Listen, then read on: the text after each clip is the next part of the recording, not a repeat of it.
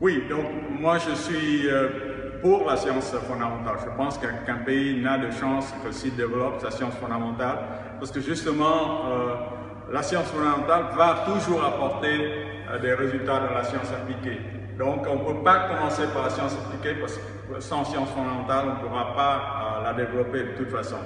Donc il faut que le gouvernement comprenne ça, les pays développés, et investissent dans la science fondamentale, c'est-à-dire donc donner une infrastructure aux gens qui vont étudier à l'étranger.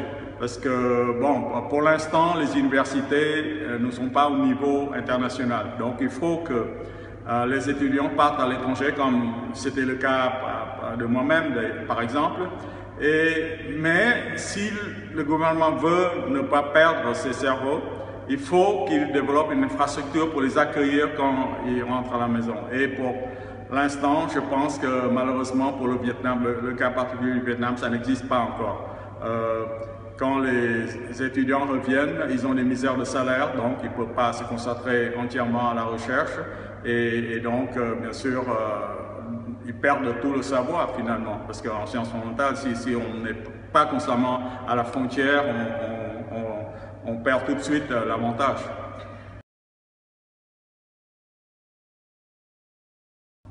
Moi, je dirais, vous savez, en voyant l'exemple de pays qui ont fait ça, comme la Chine, peut-être quelques décennies, 20 ans, 30 ans, mais la Chine, vous savez, il y a, avant Deng Xiaoping, peut-être il y a 30 ans, était vraiment en bas de l'échelle scientifique internationale. Maintenant, elle rivalise avec les États-Unis et l'Europe.